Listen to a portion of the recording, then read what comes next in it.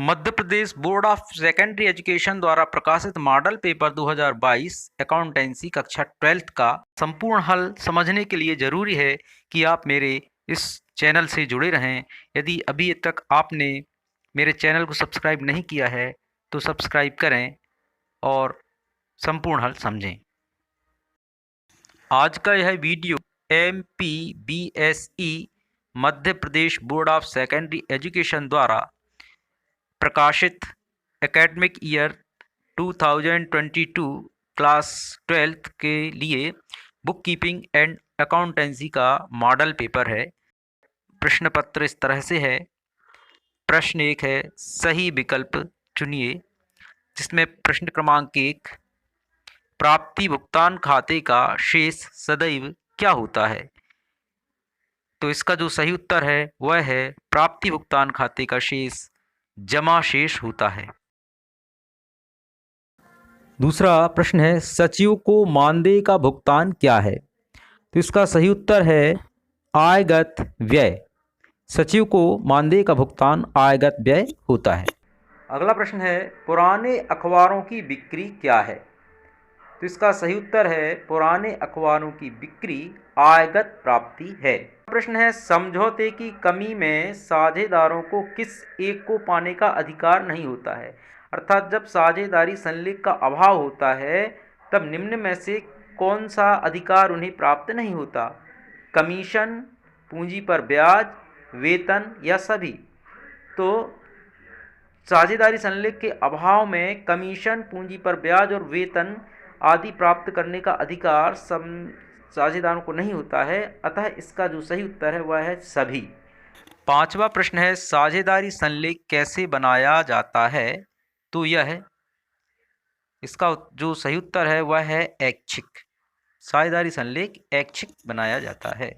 अब अगला प्रश्न है, खाली स्थान भरिए। एक साझेदारी फर्म में साझेदारों की अधिकतम संख्या परिवर्तित भारतीय कंपनी विविध नियम 2014 के अनुसार खाली स्थान हो सकती है। तो इसका जो सही उत्तर है वह है 50।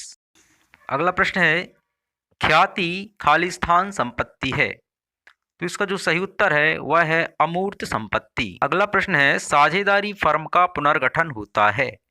तो इसका जो सही उत्तर है साझेदारों के लाभ हानि अनुपात में परिवर्तन होने पर साझेदारी फर्म का पुनर्गठन होता है। अगला खाली स्थान है, अवकाश ग्रहण करने वाले साझेदार की ख्याति निम्न में से खाली स्थान अनुपात में दी जाती है? तो इसका जो सही उत्तर है वह है पुराने लाभ हानि अनुपात में। अगला खाली स्थान है, किसी साझेदार की मृत्यु हो जाने पर मृतक साझेदार की पूंजी खाते को खाली स्थान खाते में जमा किया जाता है। तो इसका जो सही उत्तर है वह है उसकी या उसके ख्याति के हिस्से से। मतलब यदि किसी साझेदार की मृत्यु हो जाती है तो उसके पूंजी खाते में किस राशि को क्रेडिट किया जाएगा इनमें से?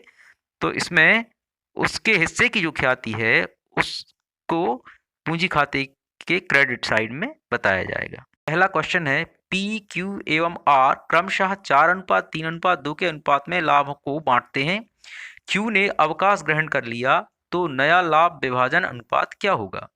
तो यहाँ पर क्यू का जो अनुपात है वह 3 है, तो 3 को हम हटा देंगे, इसलिए अब बचता है पी का और आर का 4:2, जिसे हम सरल करेंगे तो 2:1 हो जाएगा। तो इसका जो सही उत्तर है वह है बी, 2:1। अगला प्रश्न है, जब किसी फर्म का विघटन होता है तो फर्म के लाभ हानि खाते का शेष किस खाते में भेजा जाता है? तो इसका जो सही उत्तर है वह है साझेदारों के पूंजी खाते में। नेक्स्ट क्वेश्चन है, वसूली खाता किस प्रकार का खाता होता है? तो इसका जो सही उत्तर है वह है नाम मात्र का खाता। फर्म के समापन पर होने वाले व्यय को क्या कहा जाता है? तो इसका जो सही उत्तर है वह है वसूली व्यय। प्रश्न है, जब किसी फर्म का विघटन होता है तो साझेदारों के बीच लाभ हानि का बंटवारा कैसे होता है?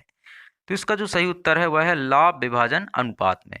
प्रश्न पत्र का अगला प्रश्न है, सत्य असत्य की पहचान कीजिए। तो प्रश्न 1 है, ऋण पत्रों पर ब्याज की दर निश्चित होती है, तो यह कथन सत्य है।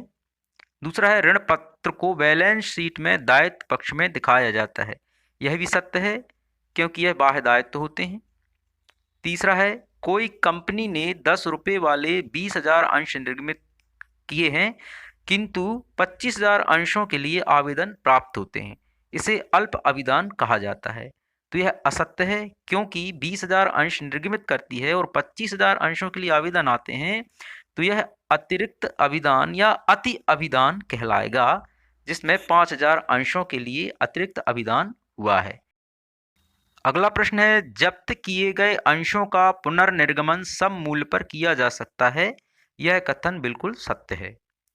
और पांचवा है समता अंशधारी कंपनी के लेनदार होते हैं, तो यह गलत है क्योंकि समता अंशधारी कंपनी के स्वामी होते हैं, क्योंकि ये अपनी पूंजी लगाते हैं। मॉडल पेपर का वस्तुनिष्ठ प्रश्न में पांचवा क्वेश्चन है सही जोड़ी बनाओ।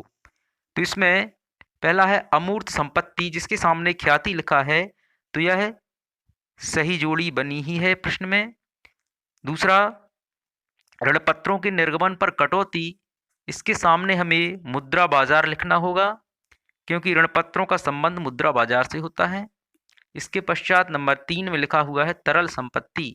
तरल संपत्ति जिसे हम संपत्ति पक्ष में दर्शाते हैं, तो इसका जो सही उत्तर है वह है संपत्ति पक्ष।